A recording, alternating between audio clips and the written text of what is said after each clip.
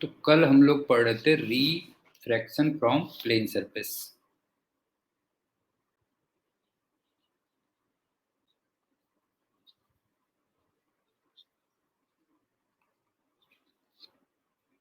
From plane surface.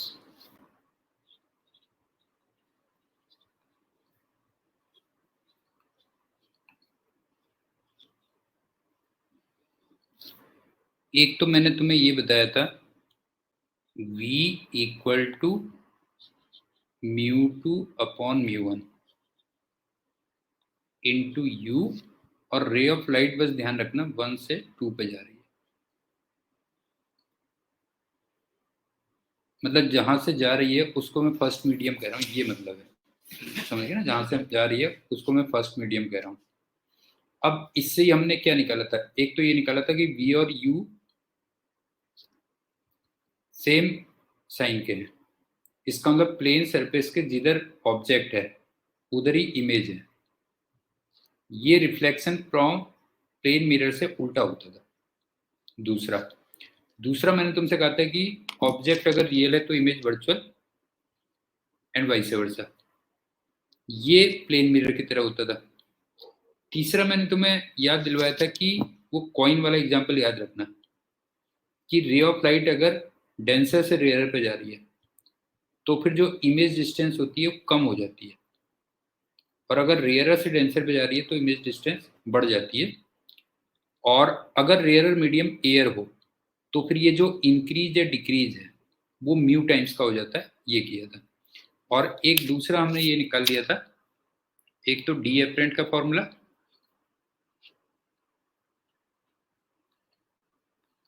D upon mu, और तीसरा लिया था एच एपरेंट का, म्यू टाइम्स एच। क्यों? ये था। लेकिन बस ये ध्यान रखना ये दोनों के दोनों फॉर ऑलमोस्ट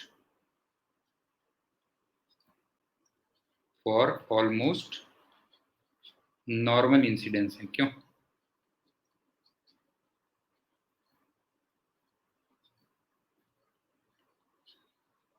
लेकिन किसको कहां पे लगाना वो ध्यान रखना। इस वाले को कब लगाना है बताओ? जो है इस वाले को लगाना जब रे ऑफ लाइट डेंसर से रेयर में जा रही है। क्यों टीएम? ये गलती से वो मत कर देना, डेंसर से रेयर में जा रही है। इसका मतलब जो ऑब्जेक्ट है वो तो एक तरीके से डेंसर में है, और जो इमेज आई है वो रेयरर में है। क्यों? और ये वाला फॉर्मूला तब लगाना जब रेयरर से डेंसर पे आ रही है। क्यों? रे ऑफ लाइट रेयरर से डेंसर पे जा रही है, और इसमें उल्टा हो गया कि ऑब्जेक्ट तो है रेयरर में और जो आई है वो डेंसर में है। और ये दोनों फॉर्मूले तब लगने हैं जब रेयर मीडियम कौन सा होता हो? जो है जब रेयरर मीडियम एयर हो। क्यों?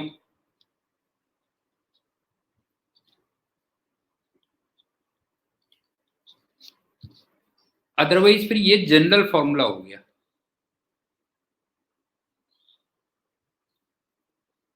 ये फिर किसी में भी लगा सकते हो। क्यों? ये बताओ ये तीनों फॉर्मूले बिल्कुल क्लियर हैं कि नहीं है? बताओ जो है। सो हम बता बेटा, इन फॉर्मूले में कोई कंफ्यूजन तो नहीं है? बता जो है। जनरल फॉर्मूला तो हो गया B equal to mu two upon mu one into U, और फिर स्पेसिफिक हो गया कि अगर रेयर मीडियम मान लो एयर हो तो फिर या तो D apparent equal to D upon mu लगा दोगे, और या H apparent equal to mu times H लगा दोगे। क्यों? लेकिन बस ये ध्यान रखना कि किस कंडीशन में कौन सा लगाना है। अब एग्जाम्पल से थोड़ा और क्लियर हो जाएगा। देख लो।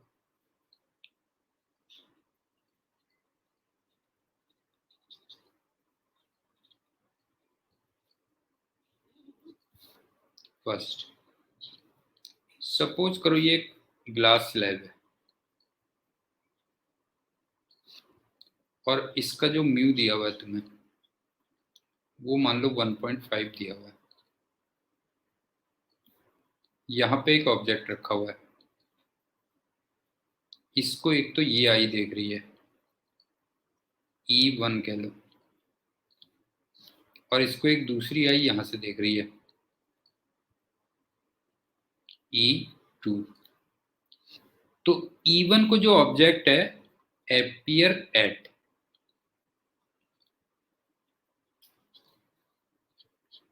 4 सेंटीमीटर मान लो, और E2 को जो ये अपीयर होता है ऑब्जेक्ट अपीयर एट 6 सेंटीमीटर हो रहा है। तो तुम्हें थिकनेस ऑफ ग्लास स्लैब निकालनी है।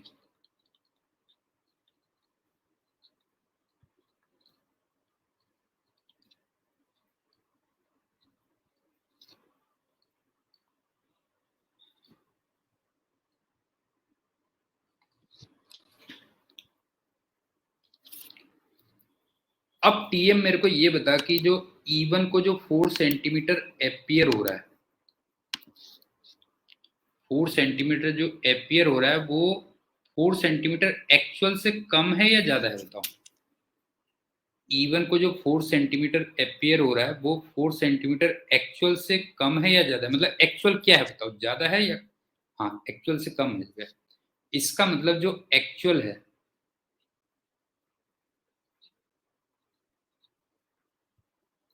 वो म्यू टाइम्स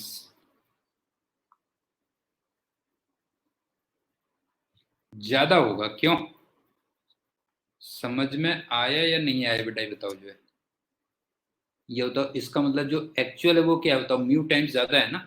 तो अगर मान लो मैं ये वाली डिस्टेंस D1 कह दूं, क्यों, तो फिर D1 कितनी है बताओ। जो है D1 है म्यू टाइम्स मतलब 1.5 इंटू 4, इसका मतलब 6 सेंटीमीटर है। क्लियर हो गया नहीं हुआ बताओ, पॉइंट क्लियर हो गया बताओ। जो है 6 सेंटीमीटर ज्यादा है।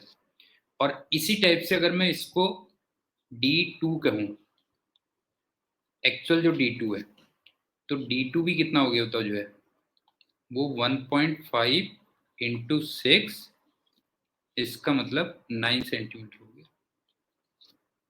तो एक्चुअल थिकनेस कितनी होगी बताओ। जो है एक्चुअल थिकनेस होगी D1 प्लस D2, तो 15 सेंटीमीटर होगी। पॉइंट समझ में आ गया कि आई को जो 4 सेंटीमीटर एपियर हो रहा है वो एक्चुअल से कम है। क्यों, एक्चुअल उसका ज्यादा है, बस ये कहना। अब चलते हैं दूसरे क्वेश्चन में।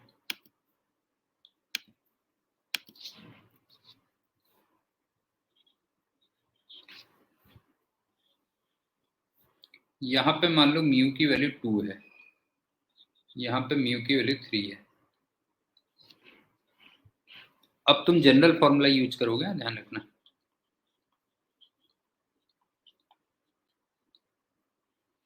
समझ में आ रहा है ना। डी एपरेंट या एच एपरेंट वाला फॉर्मूला हम कब यूज करते हैं बताओ। जो है जब रेयरर मीडियम क्या होता है, एयर होता है। क्यों, लेकिन वो भी दिमाग से यूज करते हैं। जो है तो अब तुम जनरल फॉर्मूला यूज करोगे। तो मान लो ये आई E1 इधर को आ रही है 2 मीटर पर सेकंड से, और एक दूसरी आई है E2, ये मान लो इधर को जा रही है 4 मीटर पर सेकंड से। तो E1 को E2 की जो इमेज होगी वो किस स्पीड से अप्रोच या रिसीड करती हुई फील होगी। क्वेश्चन ये है, देखो।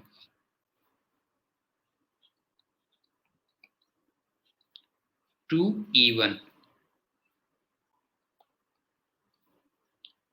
at what speed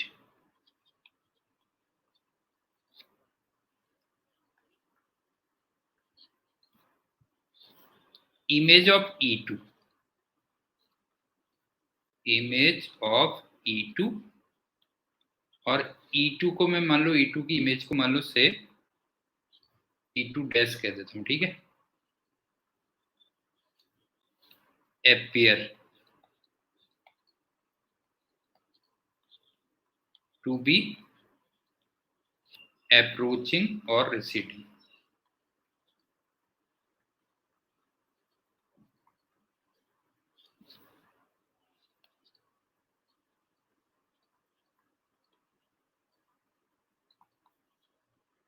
क्वेश्चन पहले समझ में आया कि नहीं आया? बिल्कुल E1 को E2 की जो इमेज है, नहीं है, E1 को जो E2 की इमेज है जिसको मैंने E2 डैश कह दिया, वो किस स्पीड से अप्रोच या रिसीट करता हुआ फील होगा, ये तुम्हें करना है।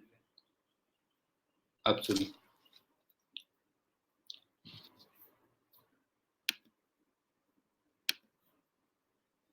थोड़ा सा वही जो काइनेटिक्स वगैरह में किया करते थे ना। एक बात बताओ, ये वाली जो लाइन है ये तो फिक्स है ना?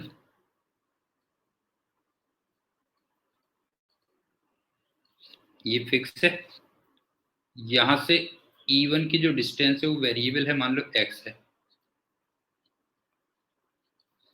और E2 की जो डिस्टेंस है वो भी वेरिएबल है, वो मान लो y है।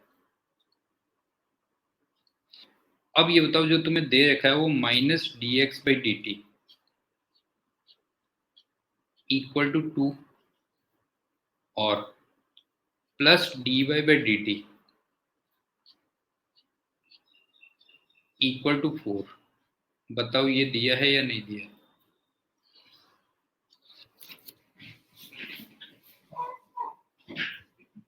बताओ ये दिया है कि नहीं दिया? बताओ, -dx/dt की वैल्यू 2 दे रखी है और +dy/dt की वैल्यू 4 दे रखी है। बता टीएम, टीएम बता बेटा जो है। क्लियर हो गया? अब दूसरी बात सुनो, E1 E2 को देख रहा है, क्यों? E1 E2 को देख रहा है, तो इसका मतलब जो ऑब्जेक्ट हो गया यहाँ पे वो E2 हो गया ना। ये बताओ, E1 अगर E2 को देख रहा है तो इसका मतलब ऑब्जेक्ट क्या हो गया? तो E2 हो गया कि नहीं हो गया? बताओ जो है, E2 हो गया। इसका मतलब जो रे ऑफ लाइट चलेगी, मतलब वैसे तो सब जगह से रे ऑफ लाइट चलेगी, लेकिन हम किस रे ऑफ लाइट की बात करेंगे? हम उस रे ऑफ लाइट की बात करेंगे जो फ्रॉम E2 स्टार्ट हो रही होगी।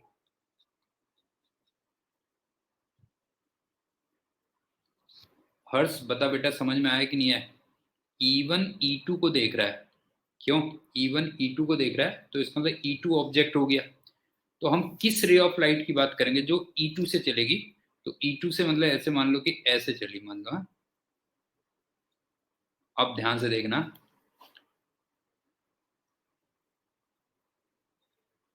अरे बेटा क्वेश्चन में ये कह रहा है कि E1 E2 को देख रहा है, तो ऑब्जेक्ट क्या हो गया? बता, मैं तुझे देख रहा हूं मान ले, तो ऑब्जेक्ट क्या हो गया जरा बता जो है।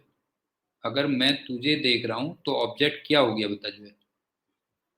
अगर मैं तुझे देख रहा हूं तो तू ऑब्जेक्ट हो गया ना, तो बस हो गया। E1 अगर E2 को देख रहा है तो E2 ऑब्जेक्ट हो गया कि नहीं हो गया? बता जो है। तो इसका मतलब रे ऑफ लाइट कहाँ से स्टार्ट होगी? बता जो है, E2 से स्टार्ट होगी, बस हो गया। तो मैं इस वाली रे ऑफ लाइट की बात कर रहा हूँ, हाँ, इस वाली रे ऑफ लाइट की बात कर रहा हूँ। अब सुनो, मैंने तुम्हें फॉर्मूले में कहा था कि जहां से लाइट चलती है उसको फर्स्ट मीडियम कहना, और जिधर लाइट पहुंचती है उसको सेकंड मीडियम कहना। बताओ क्लियर है कि नहीं है?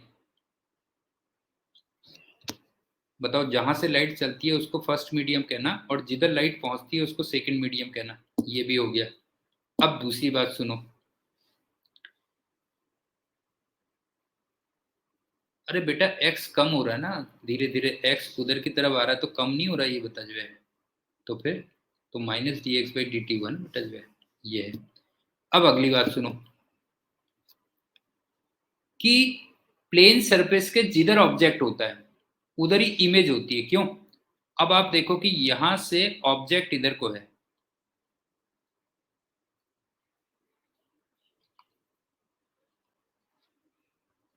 और वो y डिस्टेंस पे है, तो इमेज भी तुम्हें याद है इधर ही को होती है, क्यों?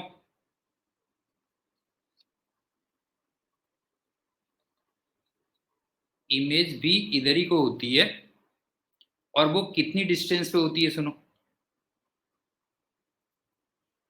ये फॉर्मूला लगा रहा हूं, v equal to μ2/μ1 into U, क्यों? और μ2 यहाँ पे हो गया 2, अपॉन 3 और u की जगह y हो गया। बताओ क्लियर है या नहीं है बेटा, ये बताओ।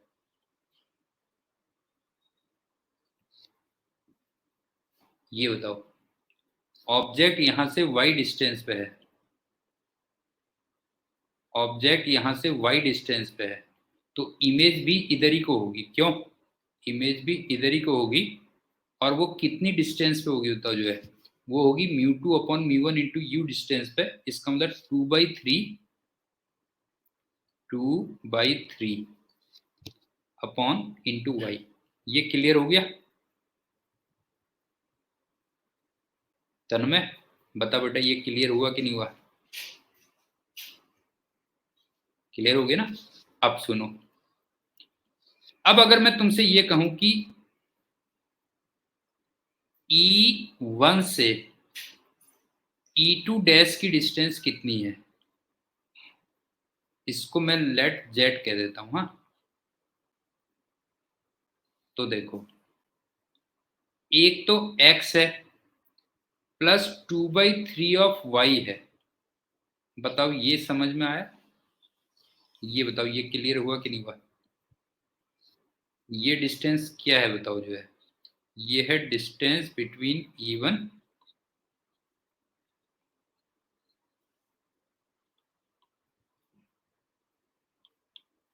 And E2 dash. बताओ ये समझ में आई बात, नहीं आई? चेक करो जरा, चेक करो बेटा जो है, E1 से E2 डैश की डिस्टेंस कितनी होगी? एक तो ये x ऐड करोगे और एक ये ऐड करोगे। क्यों?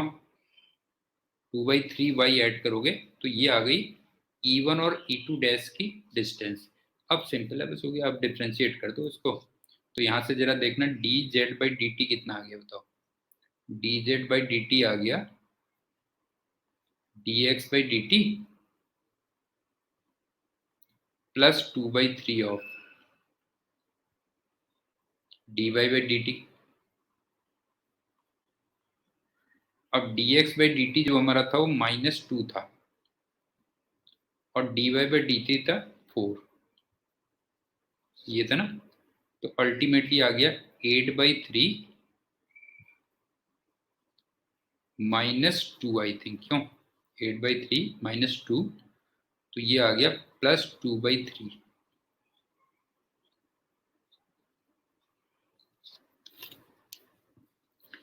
अब ये बताओ कि अगर dz/dt की वैल्यू मान लो +2/3 आ रही है, आप देखो ना dz/dt की वैल्यू +2/3 मीटर पर सेकेंड आ रही है, इसका मतलब क्या हुआ जरा बताओ।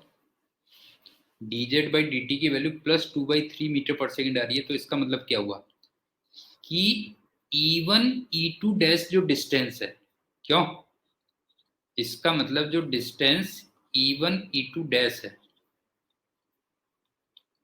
E1 E2 dash is increasing. क्यों? बताओ क्लियर है कि नहीं? बताओ जो है, is increasing at the rate of 2/3 metre पर सेकेंड। बताओ क्लियर है कि नहीं है? तन्मय बता बेटा, ये क्लियर है कि नहीं है कि अगर dz/dt की वैल्यू मान ले +2/3 मीटर पर सेकेंड है, तो इसका मतलब क्या हो गया कि जो डिस्टेंस E1 E2 डैश है वो इंक्रीज हो रही है। क्यों? किस रेट से इंक्रीज हो रही है बता जो है, +2/3 मीटर पर सेकेंड रेट से इंक्रीज हो रही है।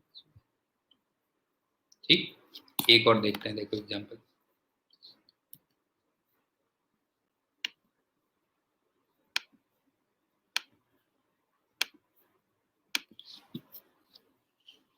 मान लो ये 2-3 बाउंड्रीज है। हाँ,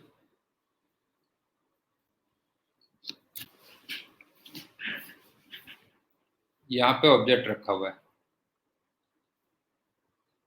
और हर डिस्टेंस को मान लो मैं 10 ले लेता हूँ, ये भी 10 है, ये भी 10 है, ये भी 10 है, और यहाँ से देख रहा हूँ, यहाँ पे म्यू को 1 मान लेता हूँ, यहाँ पे म्यू को 2, यहाँ पे म्यू को 3 और यहाँ पे म्यू को 4 मान लेता हूँ। अब ये बताओ कि ये जो आई देखेगी, ये रे ऑफ लाइट 3 रिफ्रैक्शन के बाद पहुंचेगी ना। रे ऑफ लाइट का 3 टाइम्स रिफ्रैक्शन होगा कि नहीं होगा बताओ।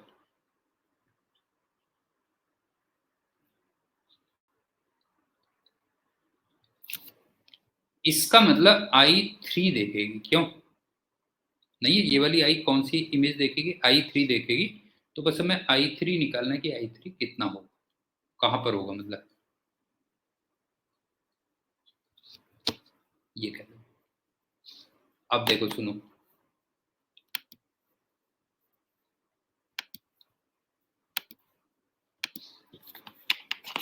लाइट ऐसे जा रही है, एक लाइट तो चलो ये मान ही लेता हूं मैं, ऐसे निकल गई होगी सीधे। अब ये जब पहली बार रिफ्रैक्शन हुआ होगा तो ये पहला मीडियम, ये दूसरा मीडियम, बताओ क्लियर है, बताओ। पहली बार जब रिफ्रैक्शन हुआ होगा तो पहला मीडियम कौन सा है, दूसरा मीडियम कौन सा है, ये क्लियर होगा। अब जब दूसरी बार रिफ्रैक्शन होगा तो ये पहला मीडियम, ये दूसरा मीडियम, और जब तीसरी बार रिफ्रैक्शन होगा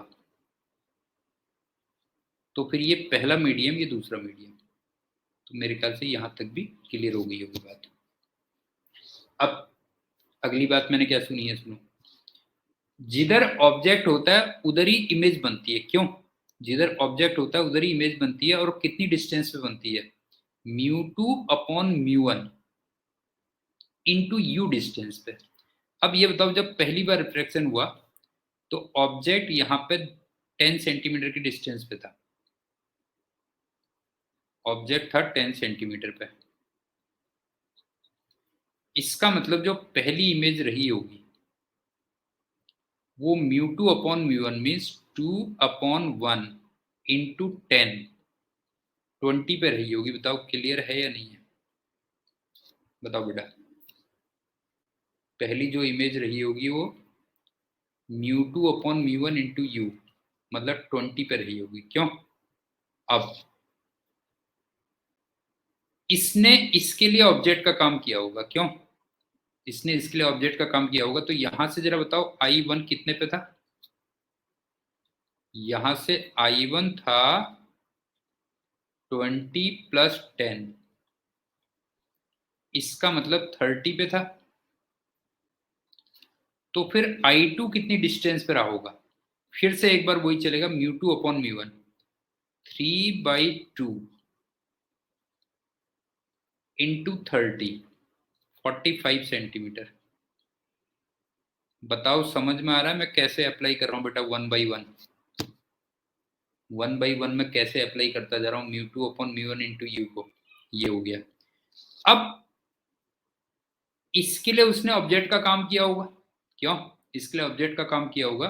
तो यहां से I2 कितना था जरा बताओ, यहां से जो I2 था वो था 45 तो था ही था, उसमें 10 और ऐड कर दोगे तो इसका मतलब 55 हो गया, क्यों, 55 हो गया। तो अब लास्ट में ये बताओ I3 कितना होगा, I3 होगा μ2/μ1 4/3 इंटू 55 सेंटीमीटर, इतने पे होगा। समझ में आया। इसका मतलब जो तीसरी इमेज होगी वो यहां से कितनी डिस्टेंस पे होगी बेटा, ये बताओ। यहां से I3 जो होगी वो होगी 4/3 इंटू 55 सेंटीमीटर, इतनी डिस्टेंस पे होगी, बस हो गया। ये कहते हैं TM। बता बेटा समझ में आया कि नहीं आया, बता, समझ में आई बात नहीं आई, जिस साइड में ऑब्जेक्ट होता है उसी साइड में इमेज बनती है। क्यों? जिस साइड में ऑब्जेक्ट होता है उसी साइड में इमेज बनती है, और वो कितनी डिस्टेंस पे बनती है? μ2/μ1 इंटू यू, इतने टाइम बनती है। अच्छा वैसे ये बताओ कि ये जो I3 है ये रियल होनी चाहिए या वर्चुअल होनी चाहिए? बताओ, दिमाग लगाओ और बताओ I3 क्या होनी चाहिए? बताओ I3 रियल होनी चाहिए वर्चुअल होनी चाहिए? बताओ।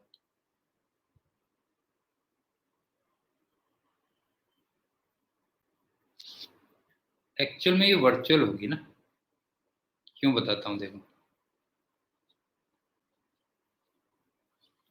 तीसरा रिफ्रैक्शन यहां हुआ है, हाँ ध्यान से देखना, तीसरा रिफ्रैक्शन यहां हुआ है और लाइट यहां चली गई है, यहां आ गई है, लेकिन तुम I3 को इधर बना रहे हो। तो अब बताओ वर्चुअल होनी चाहिए या क्या होनी चाहिए? बताओ तन्मय, बता बेटा। लाइट इसके राइट साइड में आ गई है, लेकिन जो इमेज बन रही है उसके लेफ्ट साइड में बन रही है। नहीं है, इमेज उसके लेफ्ट साइड में बन रही है। तो बता रियल होनी चाहिए या वर्चुअल होनी चाहिए? बता जो है, राइट तो चली गई उस सरफेस के राइट साइड में, रियल क्यों होगी बेटा? लाइट जिधर चली गई है अगर वहां बनेगी तो रियल बनेगी, अगर दूसरी साइड में बना रहे हो तो वर्चुअल नहीं होनी चाहिए। बता जो है, तू एक बात बता कि ये मैंने बताया था, तेरे को याद होगा, जैसे ये है, हाँ लाइट तो चली गई है, यहां चली गई है, लाइट इधर आ गई है और इमेज तुम यहां बना रहे हो। तो इसका मतलब तुम्हें डॉटेड लाइन ले जानी पड़ेगी ना, फिर यहाँ पे बनाने के लिए डॉटेड लाइन नहीं बनानी पड़ेगी? बताओ बेटा जो है, डॉटेड लाइन बनानी पड़ेगी। तो इसका मतलब क्या होगी? बता जो है, वर्चुअल होगी, बस हो गया। जो पॉइंट समझ में आया या नहीं आया बेटा, ये बताओ। हाँ, पॉइंट समझ में आया कि नहीं आया? ये मेरे ख्याल से मैंने बताया था तुम्हें। भाई तुम एक बात बताओ, जैसे ये रिफ्लेक्शन है, ध्यान से देखना, लाइट ऐसे गिरी और इधर आ गई, इधर आ गई लाइट, तो अगर इधर ही इमेज बनेगी तो फिर वो रियल बनेगी। क्यों? ये हो गया। अब ये लेंस देखो, मान लो लाइट ऐसे गई और इधर आ गई, इधर आ गई, तो इस साइड में बनेगी तो रियल बनेगी ना। ये देखना है तुम्हें मेन, कि लाइट अल्टीमेटली जिधर चली गई, क्यों लाइट जिधर चली गई अगर फॉर्मूले के हिसाब से वही इमेज बन रही है तो फिर वो रियल होगी, और अगर फॉर्मूले के हिसाब से दूसरी साइड में इमेज बन रही है तो फिर वो वर्चुअल होगी। इसका मतलब तुम्हें डॉटेड बनानी पड़ेगी। तो अब आगे से कंफ्यूजन तो नहीं होगा? ये बताओ, रियल और वर्चुअल इमेज में कंफ्यूजन तो नहीं होगा ना? तन्मय, समझ में आ रहा है बेटा जो है? तुमने एक फॉर्मूला लगाया ना, सीधी सी बात है, फॉर्मूला लगाया, ठीक है, और लाइट कहाँ चलेगी वो अपने दिमाग से लगा लिया कि लाइट जाएगी कहाँ। तो लाइट जिधर गई है अगर उधर इमेज बनेगी तो रियल बनेगी, और उसके दूसरी साइड बनेगी तो वर्चुअल बनेगी। So, अब चलते हैं अगला क्वेश्चन।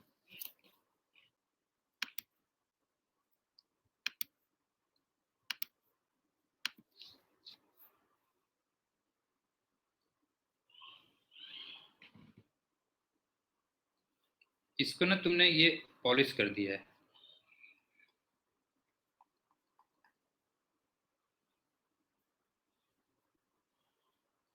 इसमें लिक्विड है, और इसका जो म्यू है 2 मान लेते हैं। वैसे 2 बहुत ज़्यादा होता है रिफ्रैक्टिव इंडेक्स, लेकिन मान लेते हैं चलो। और इसमें 2 आई हैं, E1 और ये E2, और हर डिस्टेंस मान लो 10 सेंटीमीटर की है, ये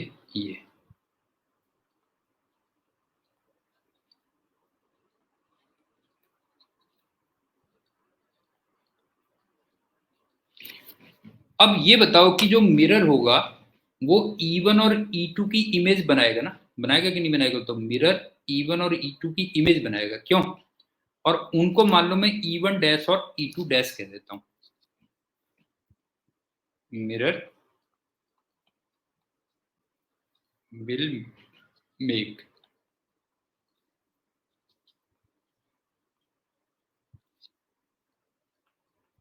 image of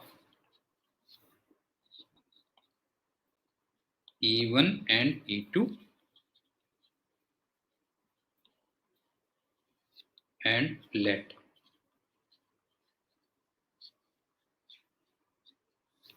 they are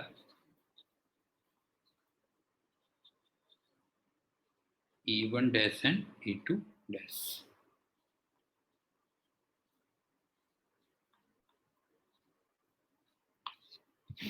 अब सुनो, E1 E2 को भी देखता है और E2 डैश को भी देखता है, तो हमें ये देखना है कि कितनी डिस्टेंस पे दिखेगा। इसी टाइप से जो E2 है वो E1 को भी देखता है और E1 डैश को भी देखता है, तो हमें बताना है कि कितनी डिस्टेंस पे अपीयर होगा। क्वेश्चन समझ में आया? बताओ। मिरर ने E1 और E2 की इमेज बनाई, उसको मैंने E1 डैश और E2 डैश कह दिया। अब E1 क्या कर रहा है? E1 E2 को भी देख रहा है और E2 डैश को भी देख रहा है, तो हम ये देख रहे हैं कि कितनी डिस्टेंस पे अपीयर होगा। इसी टाइप से जो E2 है वो E1 को भी देख रहा है और E1 डैश को भी देख रहा है, तो हमें देखना है कि कितनी डिस्टेंस पे अपीयर होगा। तो ये मैं ऐसे बना दे रहा हूं कुछ। E1 ने E2 को भी देखा और E2 डैश को भी देखा, तो एट व्हाट डिस्टेंस है ये निकालना है हमें।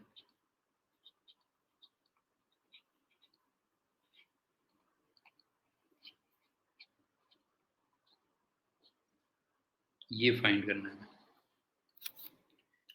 इसी टाइप से जो E2 है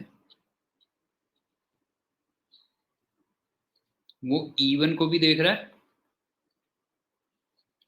और E1 डैश को भी देख रहा है।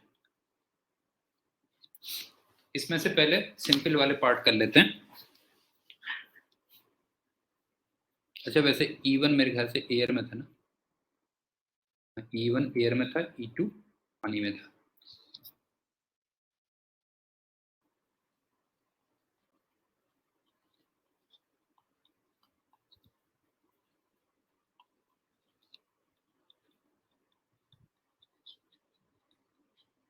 सुनो,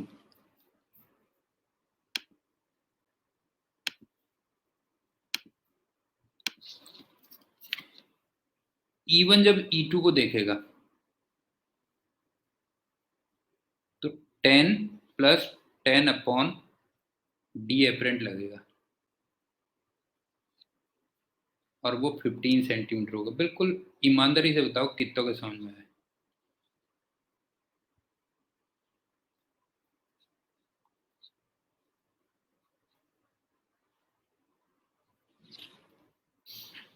ऑनेस्टली बताना।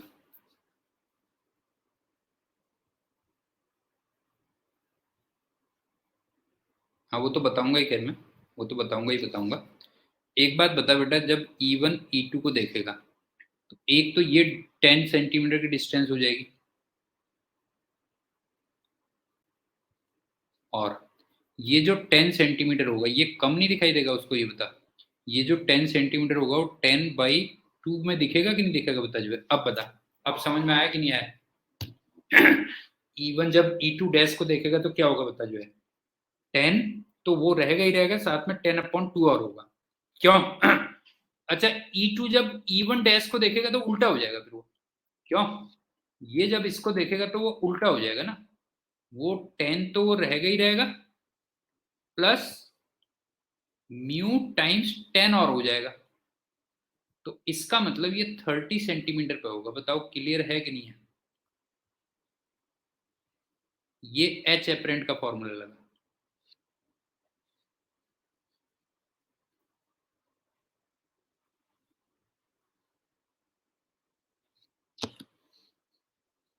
टीएम जरा बता बेटा जो है, एक में डी एपरेंट का फॉर्मूला लगेगा, एक में एच एपरेंट का फॉर्मूला लगेगा। इसका मतलब एक में डिस्टेंस म्यू टाइम्स कम हो जाएगी और एक में डिस्टेंस म्यू टाइम्स बढ़ जाएगी। मेरे ख्याल से क्लियर होगा ना ये तो जो है। अब चलते हैं E1 डैश और E2 डैश, लेकिन पहले निकाल तो लें कि E1 डैश और E2 डैश बनेंगे कहाँ पे, पहले वो निकाल लेते हैं। देखो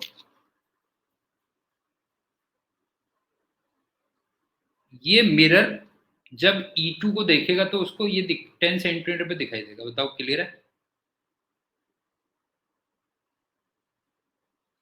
ये बताओ जब मिरर E2 को देखेगा तो 10 सेंटीमीटर पे दिखाई देगा, तो इसका मतलब वो E2 डैश इधर बना देगा।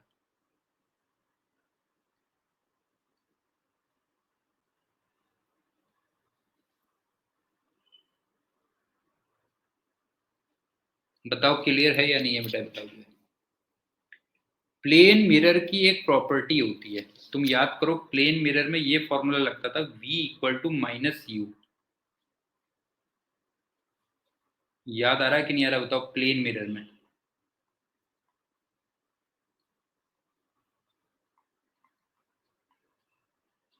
प्लेन मिरर में ये फॉर्मूला याद आया कि नहीं आया बेटा? बताओ जो है कि जितनी डिस्टेंस पे उसको ऑब्जेक्ट दिखता है दूसरी साइड में वो उसकी उतनी ही डिस्टेंस पे इमेज बना देता है। क्यों? तो E2 डैश तो 10 सेंटीमीटर पे बन जाएगा। लेकिन मिरर जब इसको देखेगा तो ये मिरर कितने पे अपियर होगा? देखो, हाँ ध्यान से देखना बेटा जो है, मिरर को ये कितने पे अपियर होगा? 20 तो ये हो गया, और म्यू टाइम्स 10, 2 टाइम्स 10, 20। इसका मतलब मिरर को इवन 40 सेंटीमीटर पे अपियर होगा। बताओ क्लियर है कि नहीं है?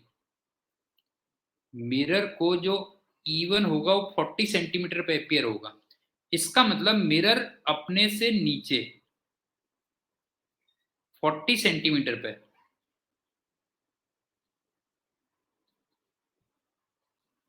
इवन डैश बना देगा।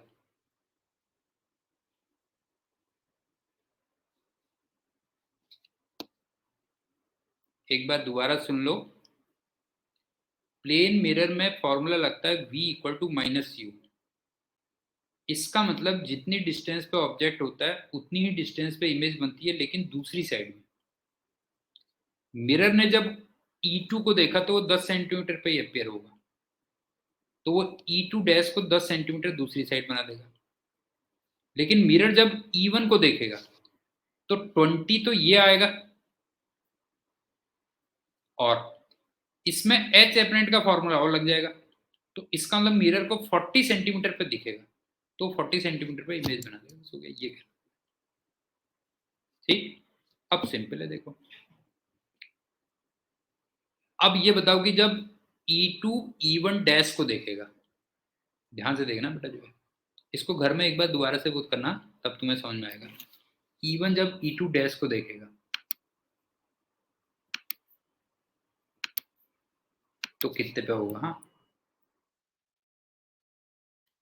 E1 जो देख रहा है वो E2 डैश को देख रहा है। क्यों? E1 जब E2 डैश को देख रहा है तो देखना, हाँ ध्यान से देखना बेटा जो है,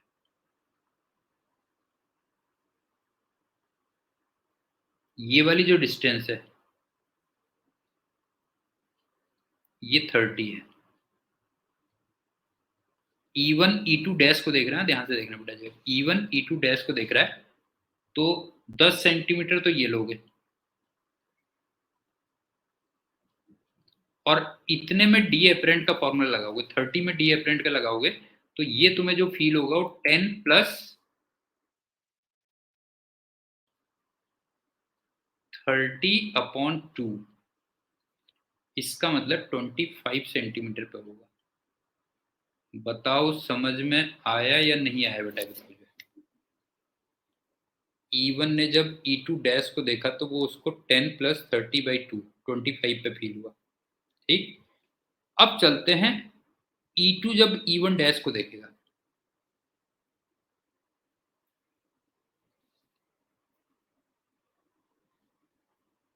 तो इसमें फिर डी अपरेंट वगैरह कुछ नहीं लगेगा ना, क्योंकि कोई इसमें रिफ्लेक्शन थोड़ी होगा बेटा जो है। ये बताओ जो है, तो ये 40 ये हो गया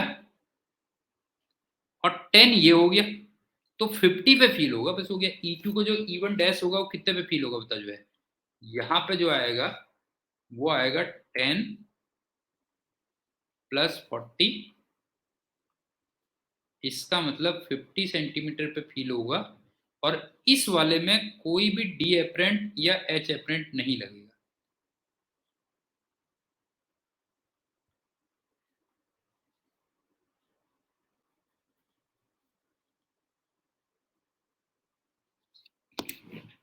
टीएम बता समझ में आया कि नहीं आया? क्योंकि जब E1 डैश से E2 पर रे पहुंचेगी, E1 डैश से जब E2 पर रे पहुंचेगी तो कहीं पे कोई रिफ्रैक्शन वगैरह नहीं हुआ है बेटा जो है। और जब रिफ्रैक्शन ही नहीं हुआ है तो फिर तुम डी एपरेंट या एच एपरेंट क्यों लगाओगे बताओ जो है? ये तो ये तुम्हारा होम असाइनमेंट भी है। इस पे पूरा जो है ना, जब तक तुम खुद से थिंक नहीं करोगे बेटा इसको अगर तुमने अपने आप से बढ़िया ढंग से समझ लिया इस क्वेश्चन को, तो तुम्हें एच एपरेंट डी एपरेंट सब पता चल जाएगा, प्लेन मिरर एक्सेट्रा सब पता चल जाएगा। एक तरीके से मैंने आंसर दे दिया, मतलब क्वेश्चन दे दिया, आंसर दे दिया, उसमें खुद से अपने कंसेप्ट डेवलप करना है ये वाले क्वेश्चन। तो तुम्हें अपने आप पता चल जाएगा एच एपरेंट कहाँ पे लगाना है, डी एपरेंट कहाँ पे लगाना है, कहाँ पे नहीं लगाना है। सोहम समझ में आ रहा है बेटा? डी एपरेंट कहाँ पे लगाना है, एच एपरेंट कहाँ पे लगाना है और कहाँ पे नहीं लगाना है, वो भी इंपॉर्टेंट है ना बेटा जो है, कहाँ पे नहीं लगाना है जो है, तो उसका बेस्ट एग्जाम्पल है। अब चलते हैं अगले एग्जाम्पल में। अगला एग्जाम्पल का एक छोटा सा पॉइंट था वो रह गया था।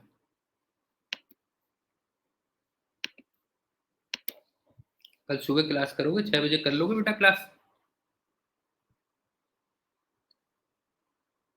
हाँ आ जाओगे तो अच्छा लगता है, गुड।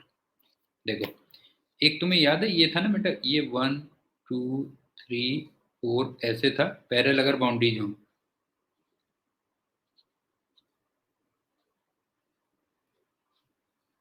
तो मैंने तुम्हें बोला था ना कि जैसे रे ऑफ लाइट ऐसे गई, फिर इधर गई, फिर मान लो इधर जाती है, फिर इधर जाती है एंड सो ऑन, तो तुम सीधे जंप मार सकते हो ना। जैसे ये मान लो I1 है, इसमें एक पॉइंट रह गया था बस, ये I4 है मान लो। तो मैंने तुमसे कहा था सीधे जंप मार सकते हो। गुड, बढ़िया। μ1 sin I1 equal to μ5 sin I5। I4 है यहाँ पे है।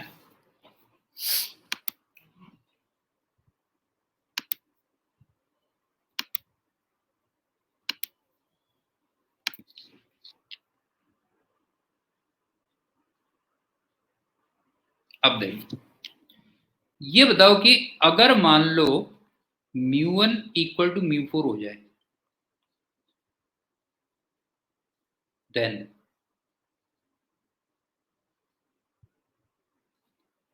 I1 और I4 भी इक्वल हो जाएंगे ना फिर। बताओ ये क्लियर है? मैंने तुमसे कहा था पैरेलल बाउंड्रीज पे तुम जंप मार सकते हो, तो अगर μ1 की वैल्यू μ4 है तो फिर I1 की वैल्यू I4 होगी।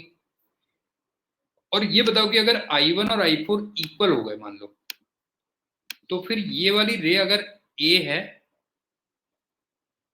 और ये वाली रे B है, तो A और B पैरेलल नहीं हो जाएंगे? बताओ जो है, A is parallel to B। बताओ क्लियर है कि नहीं है? नहीं हो तो A is parallel to B। ठीक, तो यहां से एक छोटा सा कंक्लूजन निकला, वो देखो कंक्लूजन क्या निकला।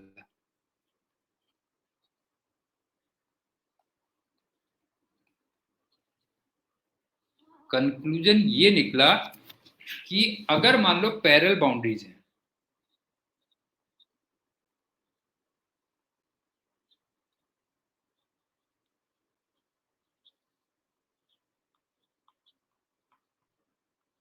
पैरेलल बल्कि रादर रिफ्रैक्टिंग बाउंड्रीज कहते रहा हूं, वो ज्यादा बेटर लगेगा, रिफ्रैक्टिंग बाउंड्रीज। देन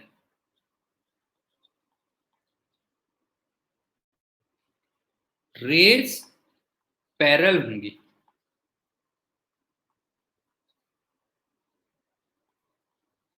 किस मीडियम में बताओ जो, किस किस मीडियम में? अगर मान लो पैरेलल कई सारी बाउंड्रीज हैं, तो मैंने तुमसे कहा रेज भी पैरेलल होंगी, किस किस बाउंड्री में बताओ जो है, वेयर म्यू की वैल्यू सेम हो जाए, बस हो गया जो है। हाँ बस हो गया। मेरे ख्याल से समझ में आ गया होगा ना कंक्लूजन क्या है बेटा जो है, कि अगर मान लो कई सारी पैरेलल रिफ्रैक्टिंग बाउंड्रीज हैं, तो जहां जहां पे उसको रिफ्रैक्टिव इंडेक्स सेम मिलेगा, ठीक है ना, जहां जहां पे रिफ्रैक्टिव इंडेक्स सेम मिलेगा वहां पे रेज क्या होंगी, पैरेलल होंगी, बस हो गया। ये क्या, ये रह गया था। अब नेक्स्ट हमारा चलता है स्लैब।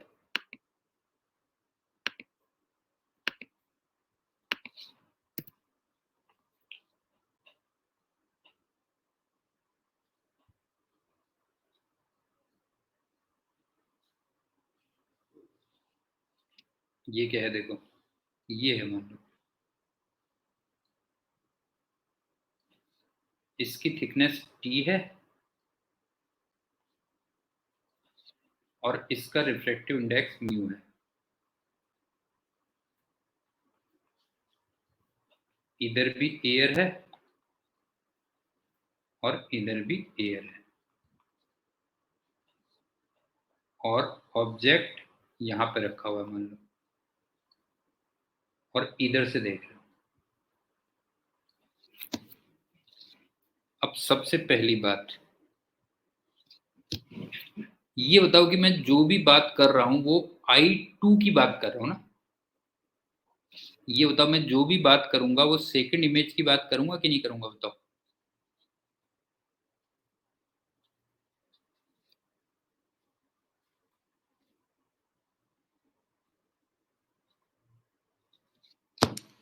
क्योंकि दो बार रिफ्रैक्शन हो जाएगा ना, एक बार यहां से और एक बार यहां से। क्यों, क्लियर हो गया बताओ जो है। एक तो मैं दूसरी इमेज की बात करूंगा। दूसरी बात, अगर ऑब्जेक्ट रियल है, ये बाद में अभी करके दिखाऊंगा मैं, तो जो इमेज आती है I2 ये वर्चुअल आती है,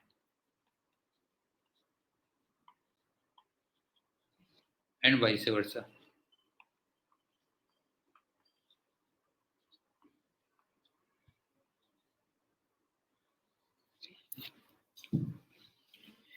तीसरी बात,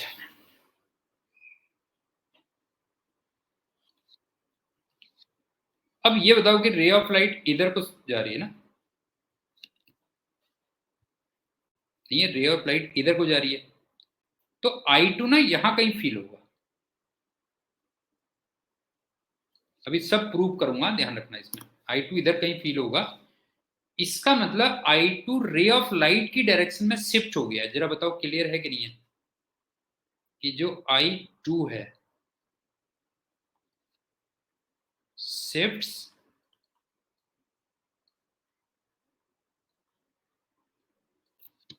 in the direction of ray of light, in the direction of ray of light,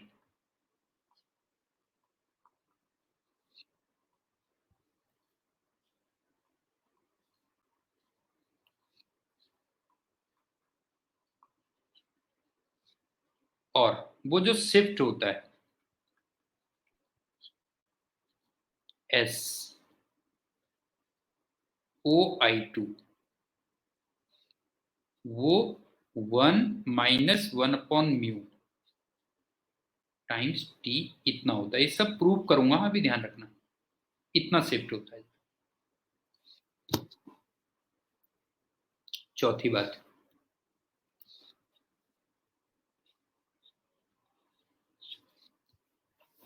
अगर दो या दो से ज्यादा स्लैब्स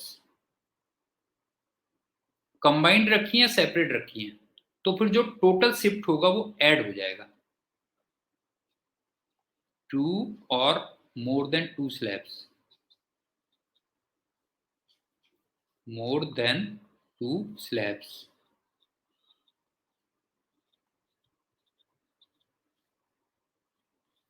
कंबाइंड रखी हो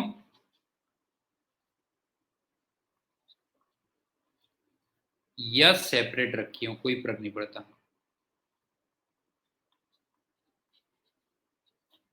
तो मैंने तुमसे कहा कि जो टोटल शिफ्ट होगा वो ऐड हो जाएगा S1 प्लस S2, या कह लो 1 - 1/μ1। Into T1 plus 1 minus 1/μ2 into T2। पांचवा पॉइंट, पहले पॉइंट कर लेता हूं, फिर उसको एक्सप्लेन करूंगा, लास्ट में प्रूव करूंगा, फिर एग्जाम्पल ना। पहले पॉइंट लग रहा हूं, उसको रिपीट करूंगा, प्रूव करेंगे और लास्ट में एग्जाम्पल्स करेंगे। ये ऑर्डर रहेगा हमारा।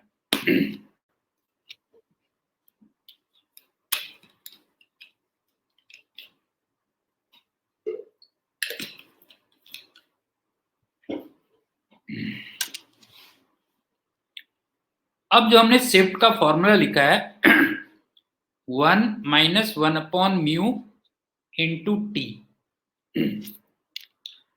तो इसमें जो म्यू है वो है refractive index of slab with respect to medium, जिसमें वो रखा था, जो है समझ गए ना, जिसमें वो रखा था। फॉर एग्जाम्पल वहां पे हमने एयर लिखी थी, क्यों? देयर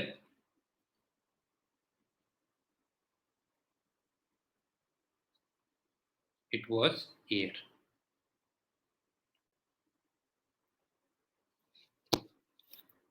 अब आप ये बताओ कि अगर मान लो मीडियम डेंसर हो, मान लो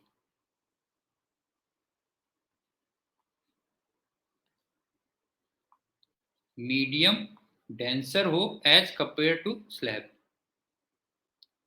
denser as compare to slab,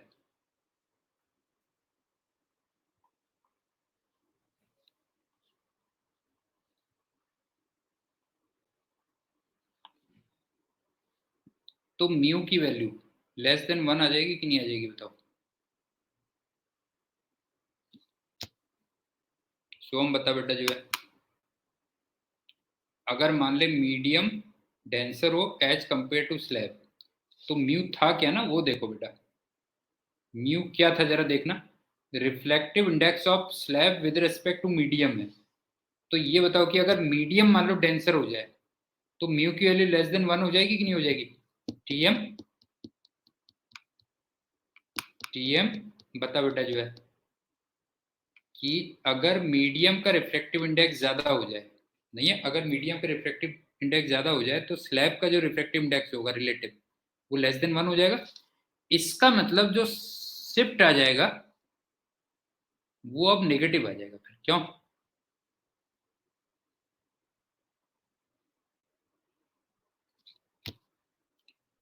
और शिफ्ट के नेगेटिव आने का मतलब ये है कि in the direction of ray of light नहीं होगा, उल्टी डायरेक्शन में होगा, समझ गया ना। नेगेटिव का मतलब अपोजिट डायरेक्शन में होगा।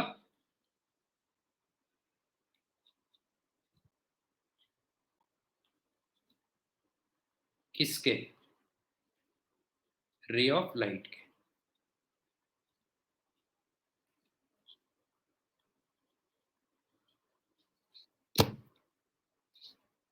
अब मैं पॉइंट्स रिपीट कर रहा हूं, सुन लो। हम स्लैब के बारे में पढ़ रहे हैं, ऑब्जेक्ट यहां पे रखा हुआ है और मैं यहां से देख रहा हूं। तो पहली बात तो मैं सेकेंड इमेज को देखूंगा जो 2 बार रिफ्लेक्शन के बाद आएगी, I2, उसकी बात कर रहा हूं। दूसरी बात, मैंने तुमसे कहा रे ऑफ लाइट ऐसे जा रही है, तो जो I2 होती है वो इसी डायरेक्शन में शिफ्ट हो जाती है, रे ऑफ लाइट की डायरेक्शन में शिफ्ट हो जाती है। और कितना शिफ्ट होती है? 1 माइनस 1/μ इंटू टी, इतना शिफ्ट होती है।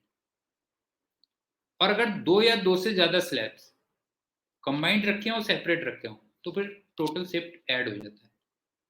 और एक चीज मैंने और बताई कि अगर ऑब्जेक्ट रियल है तो I2 virtual and vice versa. और एक लास्ट पॉइंट और बताया कि उसमें जो म्यू आ रहा है वो स्लैब का रिफ्रैक्टिव इंडेक्स है रिलेटिव टू मीडियम। इस फिगर में मीडियम एयर था, अब सपोज करो मीडियम का रिफ्रैक्टिव इंडेक्स स्लैब से ज्यादा हो जाए, तो फिर म्यू की वैल्यू लेस देन 1 हो जाएगी।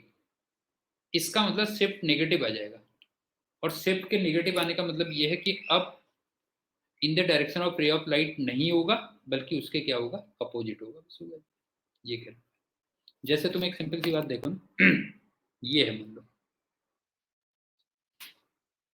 इस स्लैब है, यहाँ पे चीकू है,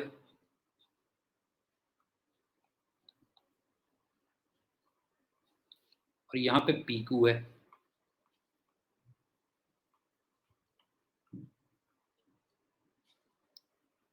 तो जब पीकू मान लो चीकू को देखेगा, तो उसको ये यहाँ पे देखेगा। समझ में आया कि नहीं आया बताओ, नजदीक दिखेगा बेटा जो है, और वो इसकी चीकू की दूसरी इमेज देखेगा, ये ध्यान रखना, चीकू डबल डैश इसको देखेगा, तो ये नजदीक देखेगा जो है।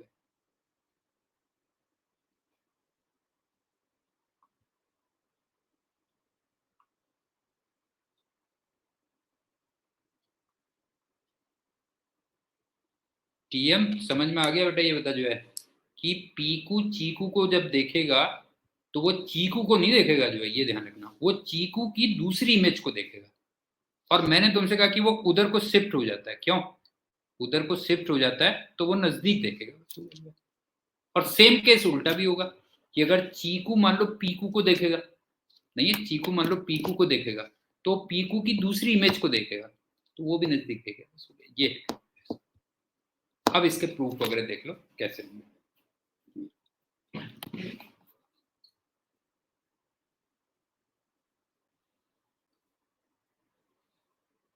देखो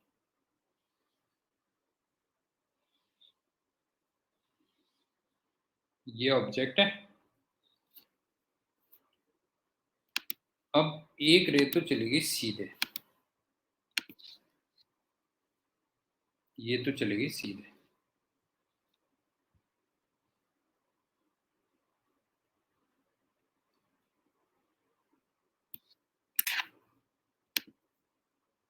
दूसरी इमेज, हाँ दूसरा मान लो ये ऐसे चलती है, यहाँ पे नॉर्मल ड्रॉ किया, तो ये थोड़ा सा नॉर्मल की तरफ बेंड हो जाएगी, क्यों, और फिर नॉर्मल ड्रॉ किया, तो फिर ये थोड़ा अवे हो जाएगी। बताओ समझ में आ रहा है, ये हो गया, ये दूसरी होगी। अब जब तुम इसको पीछे एक्सटेंड करोगे,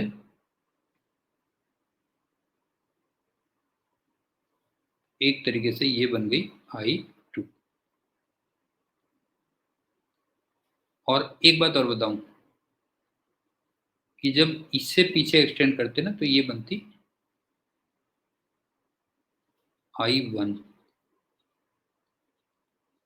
इसको कुछ भी कह लो P, इसको Q। बताओ फिगर क्लियर है या नहीं है बेटा, बताओ फिगर क्लियर है या नहीं है।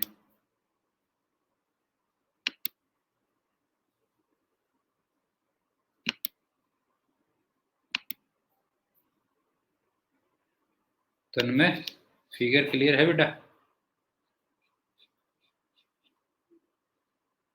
अब सुनो,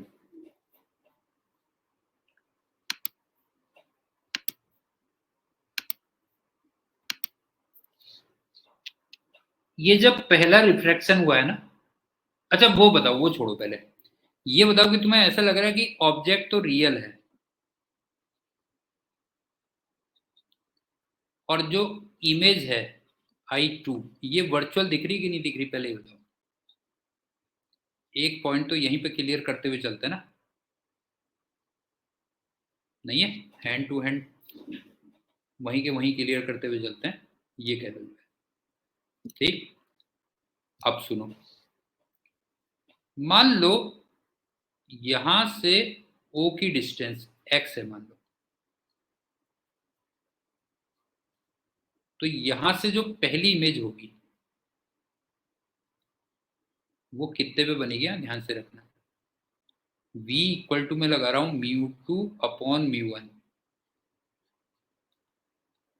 इंटू u, तो μ2 यहाँ पे आ जाएगा म्यू अपॉन 1 इंटू एक्स, इसका मतलब म्यू टाइम्स एक्स। बताओ क्लियर है कि नहीं है? क्योंकि जब पहला रिफ्रैक्शन हुआ होगा तो ये पहला मीडियम है, दूसरा मीडियम रहा होगा।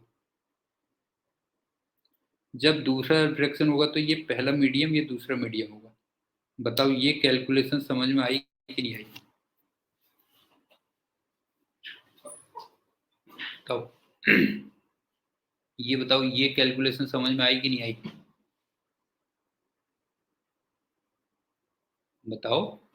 ऑब्जेक्ट यहां से अगर x डिस्टेंस पे है, क्यों? ऑब्जेक्ट यहां से x डिस्टेंस पे है, तो पहली इमेज कितने पे बनेगी बताओ? जो है पहली इमेज कितने पे बनेगी बताओ? μ2 अपॉन μ1 इंटू यू, तो mu upon 1 into x, mu x पे बन जाएगी। क्यों? अब सुनो, यहां से I2 कितने पे था? I1 सॉरी, यहां से I1 कितने पे था बेटा? ये T थिकनेस थी, ध्यान से देखना। तो ये था T plus mu times x. बताओ क्लियर है?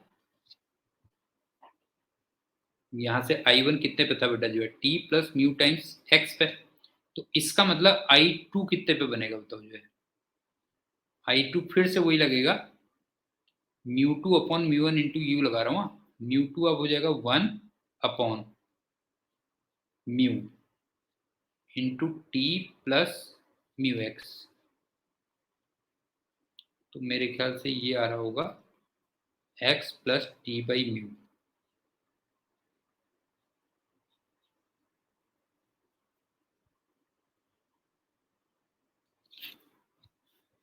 तन्मय बता बेटा, समझ में आया या नहीं आया?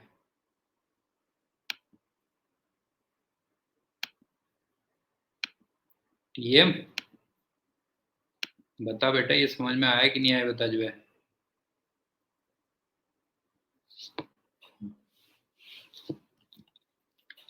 एक बात बता कि ये जो पहला रिफ्लेक्शन है, हाँ नहीं, मैं तो तू जानता है घर से स्टार्ट होता हूँ, बिल्कुल घर तक छोड़ के आता हूँ मैं।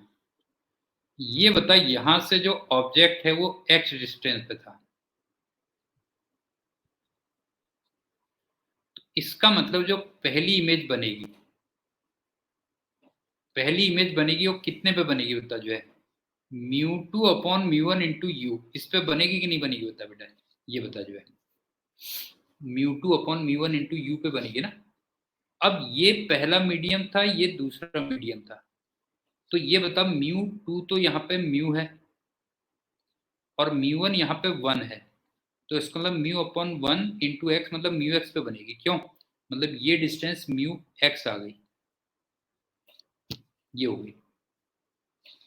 अब तो ये बता कि यहां से पहली इमेज जो होगी वो ऑब्जेक्ट का काम करेगी ना। ये बता, यहां से पहली इमेज ऑब्जेक्ट का काम करेगी कि नहीं करेगी?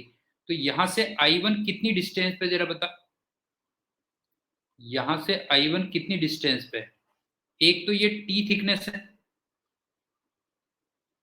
प्लस उसके ऊपर से ये म्यू एक्स और आ गया।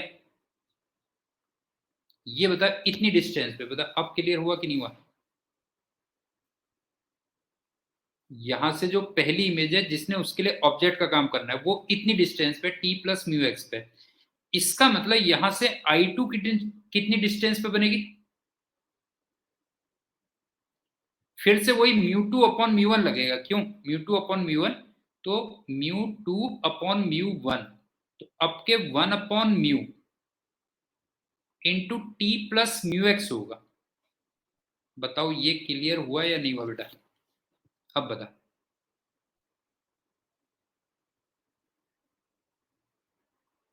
क्लियर हो गया? ठीक। अब सिंपल है, मुझे OI2 निकालना था, बस हो गया। अच्छा चल, और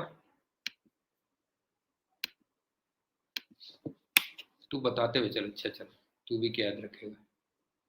PO ये x था, तो जो PI1 है वो म्यू एक्स आ गया। उसके बाद QI1 वो T प्लस म्यू एक्स है। इसका मतलब जो QI2 होगा वो 1/μ into T plus mu X होगा। अब बताइए ये सीक्वेंस समझ में आई? ये वाली सीक्वेंस समझ में आई कि नहीं आई बेटा, ये बताओ। PO की वैल्यू x है, PI1 की वैल्यू म्यू एक्स हो गई, QI1 की value T plus mu x हो गई, तो QI2 की वैल्यू 1/μ इतनी आ गई। ठीक है, अब वैसे मुझे OI2 निकालना था ना, मेरा जो इंटरेस्ट था वो था OI2 निकालने में।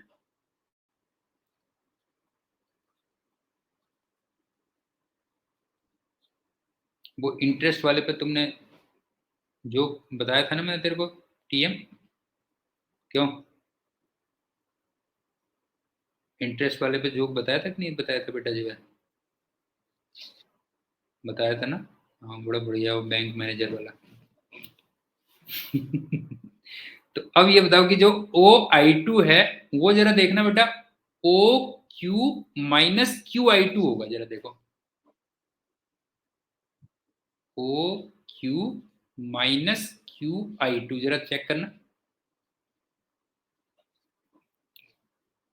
देखो जरा OI2 की वैल्यू OQ माइनस QI2 दिख रही है ना इसमें, OQ माइनस QI2, क्यों? अब जरा देखो OQ कितना है, OQ है X प्लस T है, ये तो हो गया X plus T minus QI2 में ये निकाल चुका हूं, नहीं है QI2 ये निकाल चुका हूं, तो ये आ गया minus 1/μ T plus mu X. तो जरा देखना ये 1 माइनस 1/μ इंटू टी आ रहा है कि नहीं आ रहा है, बताओ, चेक करो जरा, देखो जरा OI2 की वैल्यू 1 माइनस 1/μ इंटू टी आ रही है कि नहीं आ रही है बेटा, ये देखो ये आ रही है। सो कितना हो गया, ठीक, एक फिगर और बनेगी इस पर।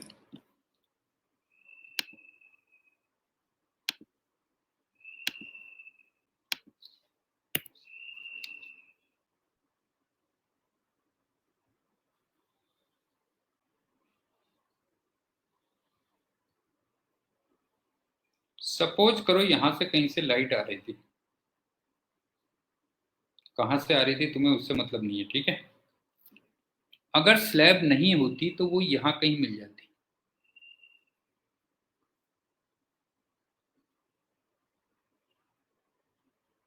इसका मतलब एक तरीके से वर्चुअल ऑब्जेक्ट हो गया, क्यों?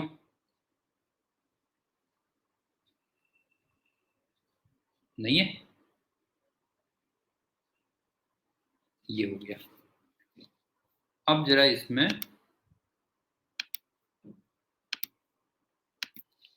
नॉर्मल ड्रॉ करता हूं, देखो ये नॉर्मल ड्रॉ किया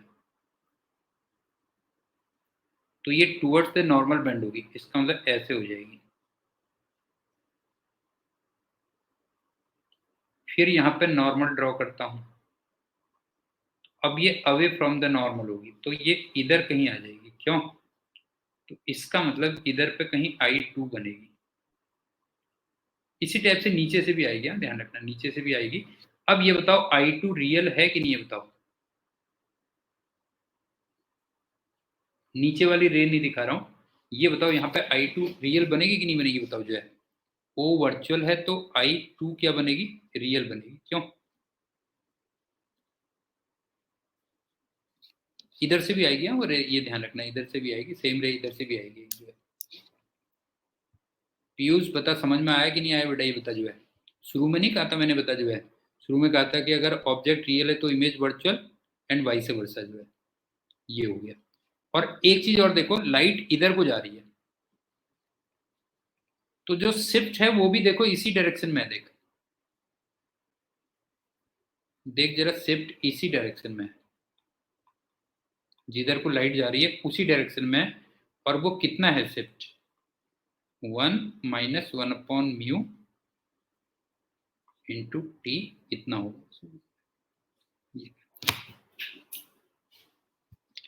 समझ में आ गया पीयूष? समझ में आया कि नहीं आया बेटा, ये बता जो है। क्यों? अच्छा एक चीज और सुनो, इसी में एक छोटी सी बात और भी है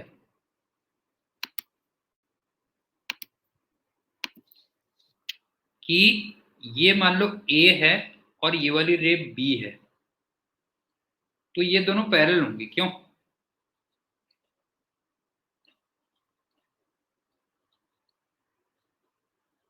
क्यों? अभी मैंने नहीं बताया था कि मीडियम सेम है?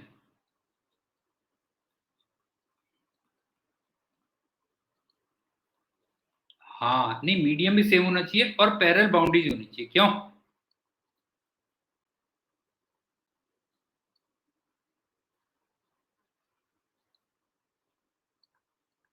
ये हो गई, बस हो गया। पैरेलल बाउंड्रीज हैं और यहाँ पे एयर है,